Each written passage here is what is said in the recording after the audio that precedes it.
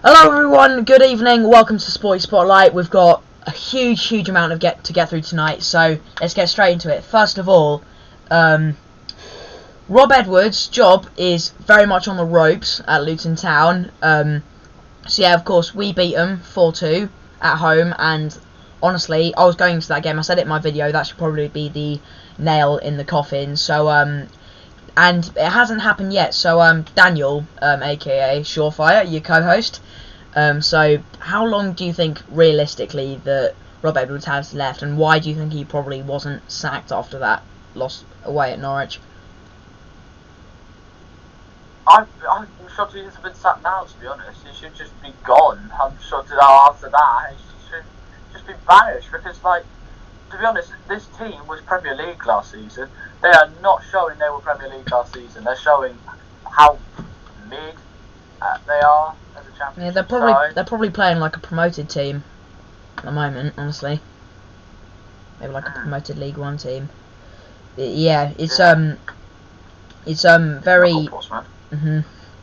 Yeah. So it's complicated, really. You know, I met Rob Edwards. He's a lovely guy, and to be honest, I think that probably he will.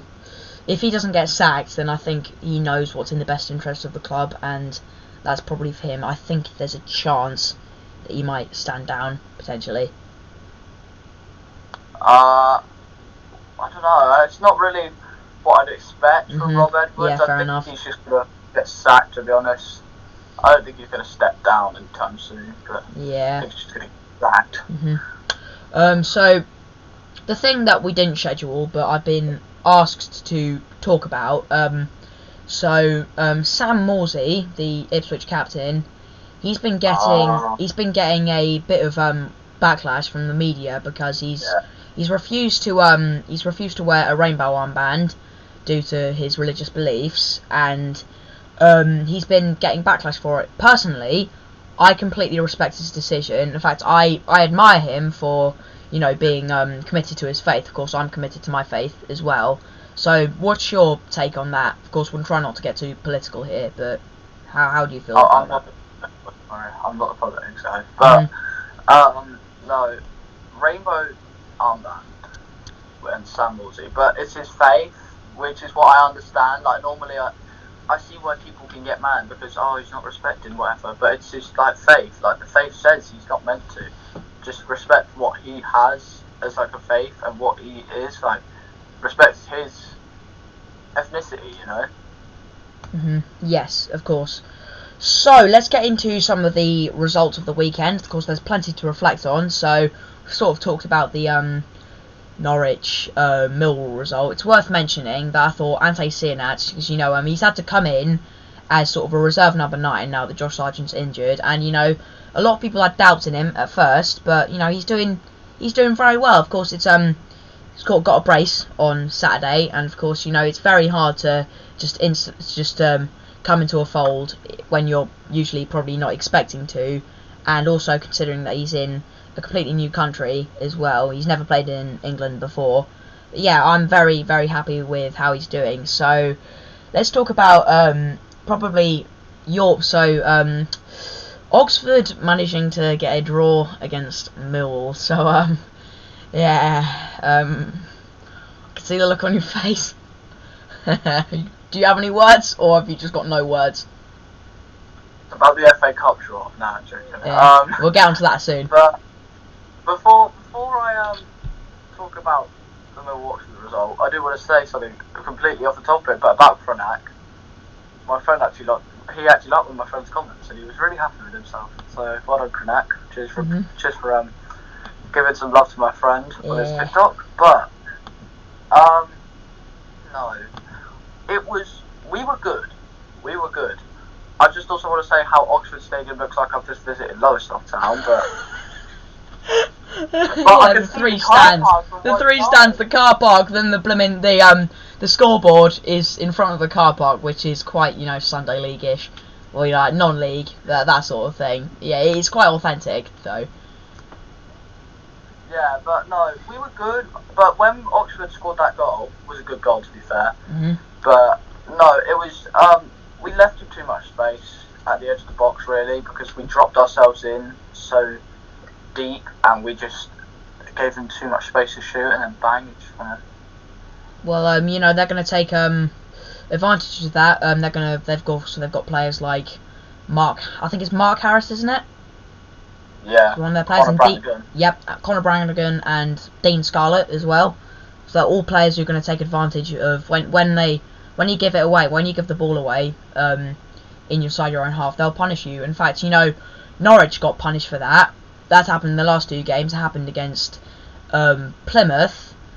I think it was Bundu who scored, and it also happened against Luton. You know, we gave it away inside our own penalty area, and Elijah Adebayo took advantage. I was saying I was nervous for him because I thought he was going to be their best player, and to be honest, he was very good considering the circumstances. So, other thing we were going to hope to do, you still there?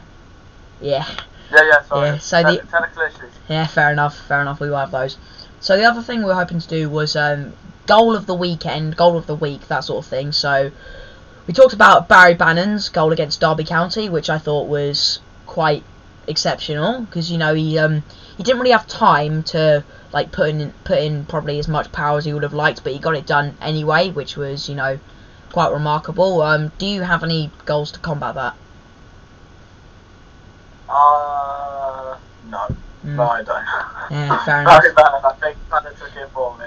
Yeah, fair enough. So Barry Bannon wins the maiden goal of the week. So yeah, if in the unlikely event that you're award and Barry Bannon, you're award winner number 1. Yay! Well done. So yeah, in the unlikely event that you see this, congratulations for winning such a prestigious award. This is better than this. Who needs the Puskers when you've got goal of the week on Sporty Spotlight? When you got Sporty Spotlight, goal of the week. Yes, sir. So yeah. So before we go on to the FA Cup stuff, it's probably worth talking about the Premier League results of the weekend. So the main one, of course, being which we should have mentioned on Thursday, of course, that we didn't. So yep, Liverpool beating Man City.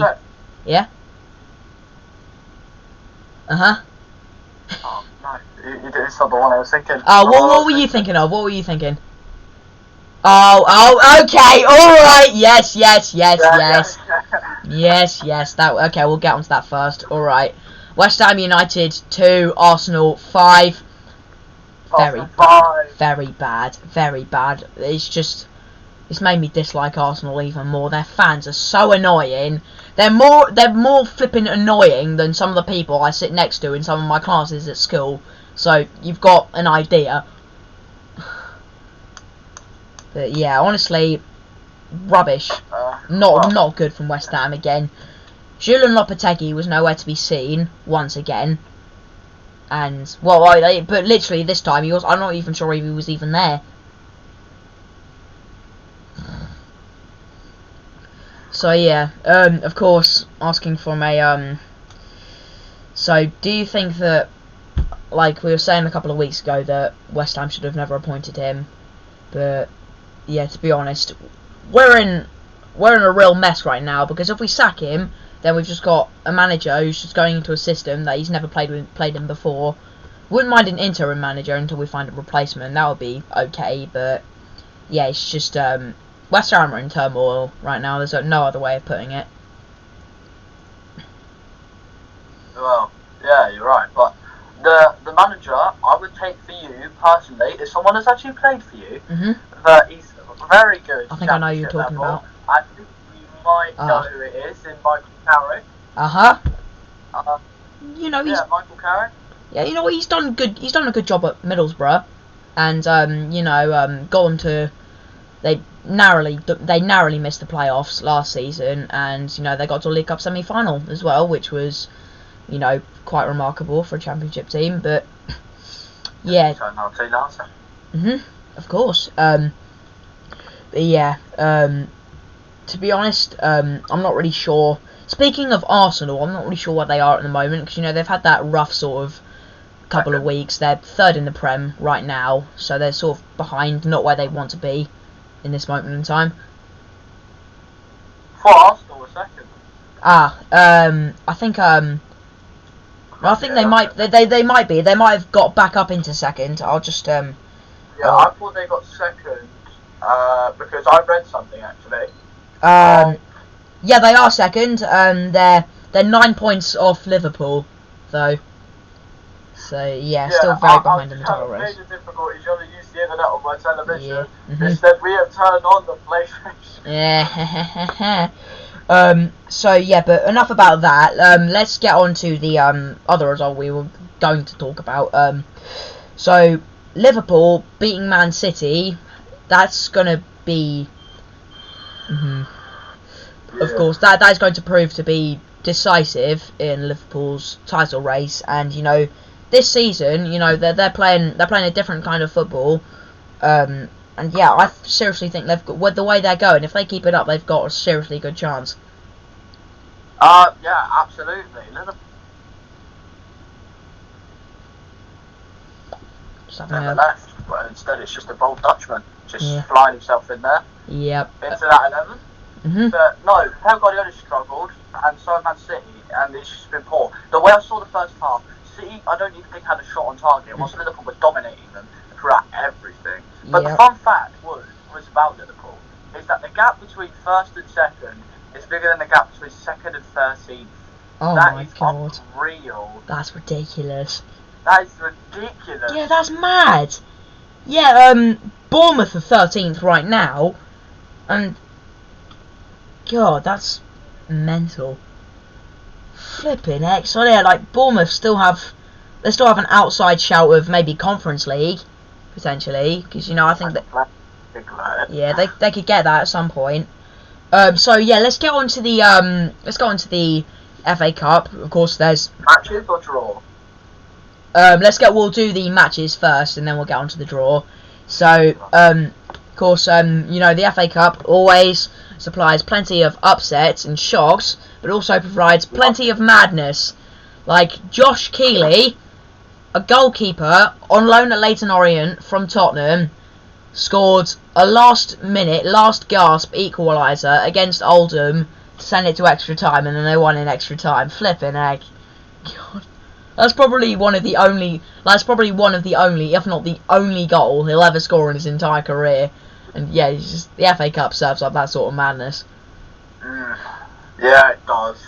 That is the sort of thing you see. It would only happen in the FA Cup. Unless you're called Ian Providel for Lazio, scoring against, I think it was Atleti in the Champions League last season, to levelling up that game, which was unreal. I just love seeing a goalkeeper score because not only is it fun, it just has a bit of drama on it as well. Yeah, and also normally Alisson scoring that header against West Brom. Yeah, and you feel wonderful for him as well. You feel very happy for him as well because they're sort of the last players that you'd expect to score goals. But yeah. George Long's bagged a few actually. Sorry. He's bagged a few goals. Just in his own name, fortunately for you. Oh, shush. Yeah. God. Yeah, so let's go on to the other results that are worth talking about. There's a lot to go through here. I know one. Go on. Tamworth. Yep, worth mentioning that. Tamworth beating Burton 4-3 on penalties, and getting on to the draw. They've got the best draw of the lot. Tottenham at home. He's going to go see Spud, man. Getting himself a cheeky Spud. Yeah. Yeah, Tottenham. Yeah, but yeah, that is just an undescribably huge game for Tamworth. That's probably one of the biggest games in their history. I'll go into the history books for them. And only two non-league teams in this FA Cup right now. Of course. And if Tottenham, if Dr. Tottenham serves up something certain on that day, then anything can happen. Well, absolutely. Yeah, absolutely delighted for. Yeah, absolutely delighted for Tamworth there. It's a huge moment for their fans, for their club. regardless of what happens on the day, regardless of the result, that money will be able to they'll be able to reinvest that in the club for at least a couple of years, and it'll keep them afloat. Maybe even get them like further up the league, and maybe even into League Two in a couple of years. Yeah. The only problem I have with the FA Cup these days is why did they get rid of replays? That's ridiculous. Like, it's so it's stupid. Annoying. Yeah. It's like, imagine if Tamworth got a 0-0 draw. Yeah. And they've played him at the Tottenham Hotspur Stadium. They probably bring about 20,000 odd fans or something like that. Like how many Morecambe brought for you? Have a Tamworth player play in that massive stadium. Like 10,000. That would just be huge. Just imagine a Tamworth player who's probably one day he's probably working in a restaurant as a waiter, and then the next day he gets to start at the Tottenham Hotspur frickin' stadium. God, yeah. And you know, like FA Cup replays were absolutely magical. I've still enjoyed it. I've still enjoyed watching the first and second rounds just as much, but you just don't have that magic anymore. Like for example, you know, 8th tier Great Valley Paper Mills, they got a very valiant 1-1 draw against Charlton Athletic at the Valley, and they forced them back to and they got them a replay at the Arctic Stadium, which of course, you know, it was 1-1 at half time. Of course they did go on to lose 6-1, but just that it's those sorts of moments that aren't possible anymore, which is really sad. Yeah, I mean, other than last year, I don't think you were a big fan of replays when you had to play a replay against, was it Bristol Rovers? Did you have to play a replay? that was a painful day. You know, Grant Ward, he used to play for Ipswich. I bet he was eating that one up. The Bristol Rovers fans that day, they were incredible, though, to be fair. They were something else. They sold out the away end. And, you know, it was a remarkable day for them. And, you know, they were full credit for the draw. And, you know, there are times when they could have won as well. Yeah. I mean, I was shocked when Millwall sold out the away end of Oxford. Mm-hmm. What I also didn't notice about Oxford was that pretty much one stand's just missing, and I could see a bunch of cars at the back. Yeah. I thought they had 4 stands like every other one. Mm-hmm. But yeah, indeed, you know, some football stadiums are just quite funny in their own weird way. Yeah. Yes. Like the Kenilworth Road before. Mhm. Yeah, I'm going to Kenilworth Road next Saturday. Oh. Yeah, Luton. They're playing Swansea. Oh. Yeah. So let's get on to the draw. The first one, which I think is one of the spiciest, and it's probably one of the ones that will probably go unnoticed. Newcastle versus Bromley. Yeah, that is absolutely huge away day for Bromley, of course, you know, and considering that they're in the National League last year, and now they're in the third round of the FA Cup for the first time, and I think it's their first time ever playing a top flight team.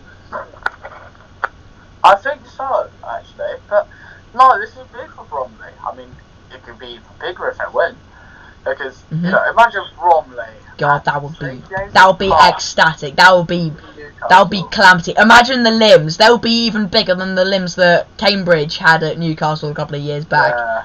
Yeah. So Norwich's draw is against Brighton at home. Brighton and Hove Albion, the Seagulls are coming to Carrow Road. So yeah, personally, I'm very happy with that. I would have really liked a Chelsea away, or maybe like Sorry. Are you happy with that though? I'll take any Prem team, and you know I'd like to see James Milner play and Danny Welbeck. That'll be fun. I mean, yeah. I was just saying though, because like Prem team obviously, but there's also the point of going through, you know. I know you played Liverpool the last 2 years, and that's just practically been impossible. Yeah, well, it just gets boring after a while. But also, to be honest, I don't really think that Norwich's priority for the season should be a cup run. I think it should be promotion. And yeah, I think this Norwich team that we've got right now, with the football that we play, we are fully capable of getting into the playoffs and winning them. Because honestly, I think when we play the right sort of football, we can beat anyone in the league. Yeah. I guess. Yeah, but I'm not trying to say that arrogantly. I'm just trying to say that, you know, I've got confidence. I'm confident. I just want to say you're right. Yeah. Norwich will play good football. Yeah. They wouldn't have me ready. Yeah. But yeah, let's go on to Millwall. Have got, you know, a huge game against West Ham's, who we like to call West Ham's little brother, Dagenham and Redbridge. Woohoo! I'll put their name there. So yeah, Millwall against Dagenham Red. So of course, you know, is this one that you're gonna try and hope to get to? Because like, I know you probably want to get down there at some point. I might. But then I'm also so worried that we're going to lose, because the most Millwall thing to do is to go out there and lose to a non-league side. Yeah, and then we're going to be, you know, like Leeds or something the next week if we got them. Yeah, you know, there's there've been plenty of opportunities. There's been more non-league teams beating league teams like Championship and League One teams, and even League Two teams over the years. So you know, remember when I think it was Sutton when they beat Leeds back in the day? Yeah, Sutton beat Leeds. Do you remember when? Kidderminster, they beat Reading as well, and then they should have knocked out West Ham. Yeah, West Ham were pretty awful. They knocked out West Ham. Yeah, we were so lucky that day, honestly. But yeah, there's been more than you realise, and you know, it's so yeah, both non-league teams that are still left in the competition, they've got really, I'd say, good draws. Because you know, Millwall, Dagenham Red, you could sort of. Why am I saying Millwall's big competition? Yeah. What am I doing? Would you consider that a derby, like at all? No. Just no. Oh yeah, you've got a bit of a record against them. Yeah, you played them in 2012. You beat them 5-0 in the FA Cup. So yeah, same competition. Like 5 weeks. Yeah. And about 5. But yeah, I'm happy with going back to like saying, am I happy with that draw?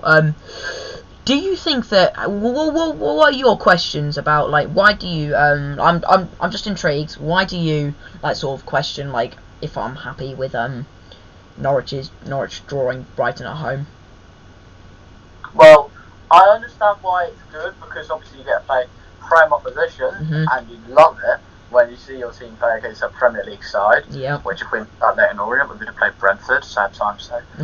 But no, the only reason why is because they are a Prem team, and I like that. But you're playing one of the most underrated Premier League teams right now. Yeah, of course. You know, I think they're doing fantastic stuff. They're 4th in the league, and you know they could be. People were saying they'll go for top 4 last season. They had a pretty slow season, and now they're trying to, you know, trying to stick to those promises and like deliver on that this season. Right now, and you know they're still doing well at the moment. They're having a very good season in Cup and League. I think. Are they still in the?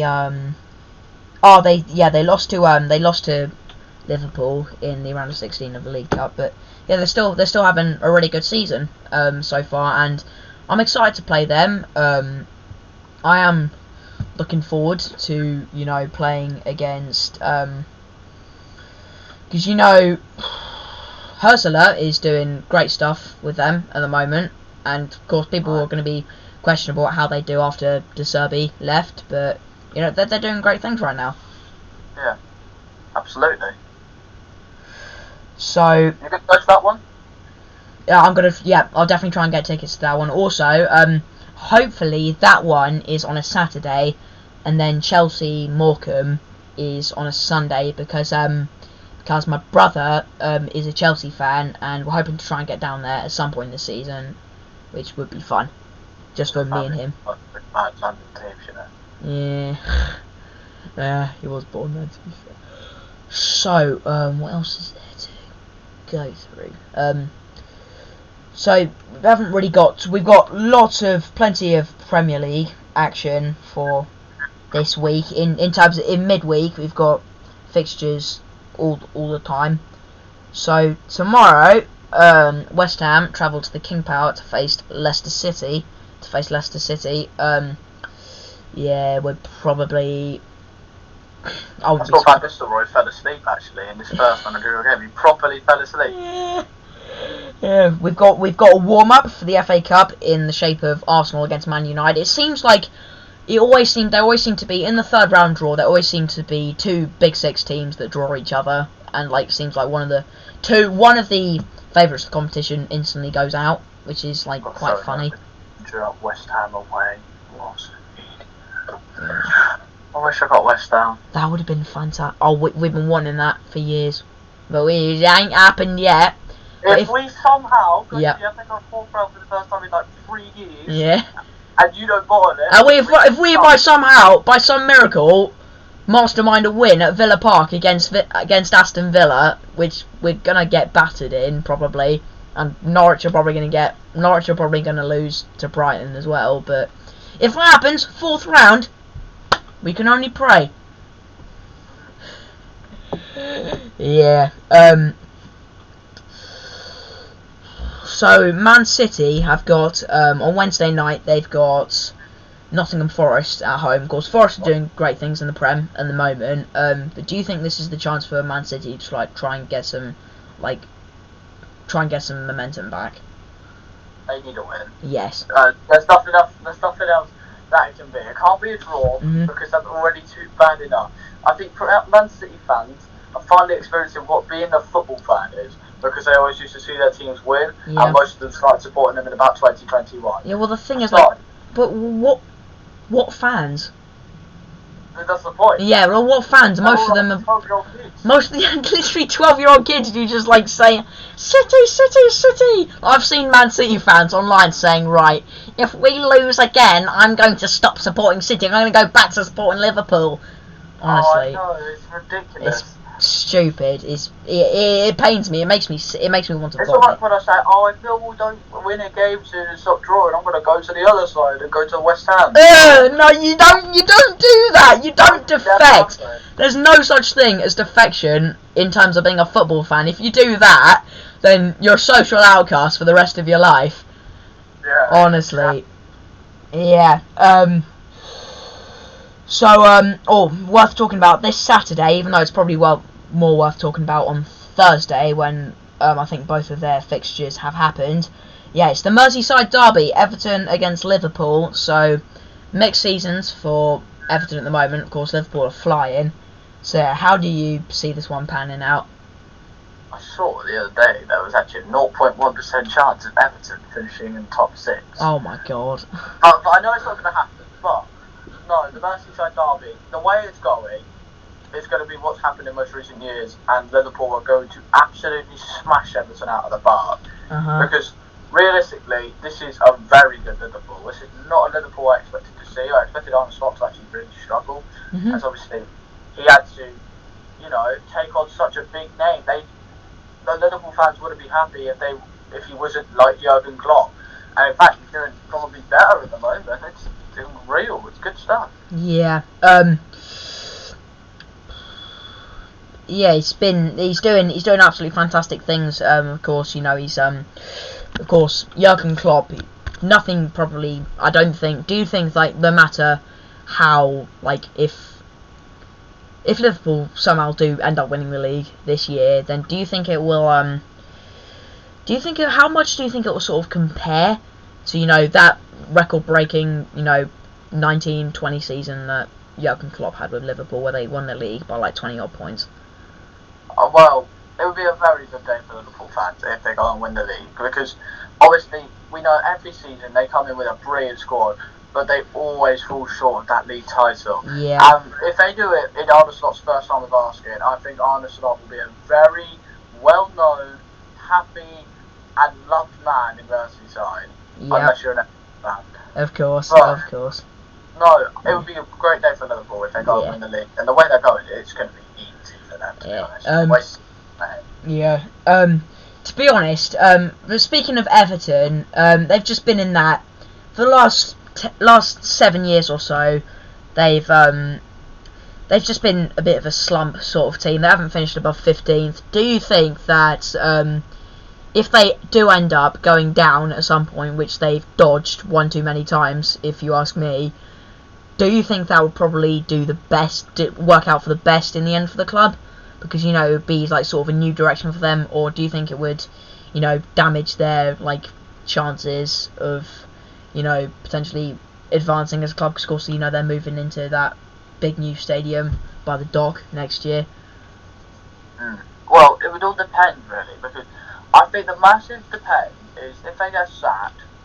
Not if they get sacked. Yeah, Sean Dyche, yeah. If they get relegated, Sean Dyche is gonna go. Of course. Realistically, you don't want Sean Dyche playing Championship football because of the way he plays. I'm not saying it's bad, but I'm not saying it's going to be the thing that revolutionises you for years. Because you have all these teams like Man City who have developed into a very passing, tiki-taka style. Liverpool were pressing, but I think it's a bit different now with Arne Slot. But all these teams are developing to play prestigious football. And if Sean Dyche wasn't sacked, if Everton were to get relegated, then I think it would just be a waste of time. But also, Everton, the only way they get relegated is that if they sell Jared Brantwaite or something, and if they get relegated with him, he's going to be sold, guaranteed, because they need him. Yeah, like for example, that would be like, it's just like with James Ward-Prowse, you know, he was playing briefly in the Championship with Southampton last season, then West Ham snapped him up, and now he's at Forest, which first personally should not have happened. But yeah, he's just too good for the Championship. Should not be playing in that league at all. Like for example with Gabriel Sara last season, you know, it was completely evident that he was going to go at some point because, you know, he was just too good for the league. The goals he was scoring, the football he was playing, capable. And then Galatasaray put in a €20 million bid, and, you know, we're never going to turn that sort of opportunity down, even though I really wish... I think 40 million would have been about right, to be yeah, honest. Fair enough. 35 for me, maybe, but 40 million, fair. Yeah, somewhere between like the 30-40 million mark, I think, is probably the way it'd be. Yeah. Yeah, let's stop talking about Gabriel Sara because you're probably going to make me cry. Oh, I miss him. God, what a player he was. Like Steve Morrison back in his day. Yeah. So another thing that's worth talking about, going a bit off sport, but it's a thing that I know you love to cover on your channel. So, Kansas City Chiefs, haven't you secured playoffs, right? How has this just gone into an NFL? I'm just curious. I'm just interested. I'm curious because, you know, you're very passionate about NFL, of course, and, you know, I'd love to like get into that as well, like share your interest. So, Kansas getting the playoffs. How does that mean you go forward as a club? So in the future, like, what does that mean for the next couple of months? In America, yep. But no, I'll correct. With the Chiefs making the playoffs, it was bound to happen. If I'm being honest, like, we are the best team in the NFL. I mean, our scores don't say it, but we are the best team in the NFL.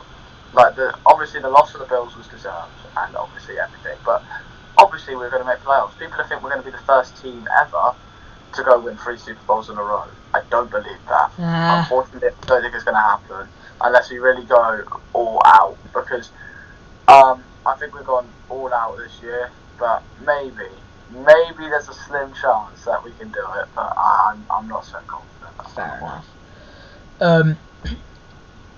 So yeah, one thing that Daniel and I have been talking about potentially is doing sort of like what away days do, what Ellis and Ben do. Sort of we could try and like go around maybe the county, like going to some like non-league and lower league games. So we could try and sort of think about the places we can go here. So what places do you think are probably most attainable? Lowestoft. Yep, that's number one. Definitely a shout. Oh, I tell you a brilliant one. Some Ocean Football Club football at home. Oh, it's a number. What? Ocean the Otters? Yeah, I actually watched them play once. Oh my god, are they good? When I watched them play, they lost 6-1. So no. Yeah, we should go to. That's definitely a shout. But also we should try and do Bungay Town at some point. They've got a decent clubhouse, which is nice. We could get a good drink there, and we could have a good view of the pitch. We could like pretend we've got hospitality. And you're nice, padded seats. Yeah, good old stuff. Yeah, one of the we could do. 2 others. Great Yarmouth.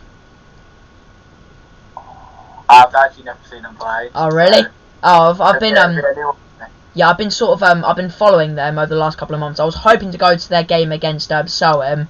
Actually, no, it wasn't. Soham. It was Walsham. that they were playing that day, but it got called off because of the rain, which was very typical non-league. Very annoying. Yeah. But also, Wroxham, you know, bring out the Yardsmen, that sort of thing. Welcome to Wroxham, yeah. One vowel away from the Hollywood big time, that's all. Yeah, plenty of opportunities. Guys, DM me, and DM Daniel. Of course, you can leave comments on his on your they can leave comments on. You've got comments on your YouTube shorts, right? Yes. Yep. Okay. Yeah. So yeah, leave comments on both our socials, and you can feel free to DM me what games you'd potentially like us to try and cover, because it would probably need to be on days where Norwich are probably playing away, or maybe during the international break in March. Yeah, stuff will come. So yeah, plenty more coming to you in the next couple of weeks. Of course, we've got good old festive period. Christmas has actually finally started. So, yeah, well, hey. Yeah. No shortage of football this month. So, yeah. Thanks very much for tuning in. I hope you have enjoyed. Please do make sure to go and subscribe to me and Surefire. Once again, leave a link to Daniel's channel it will be in the title, so you can just click on that. It takes you straight to his channel. So thanks very much for tuning in, and we'll see you all again on Thursday. Have a good night. Goodbye.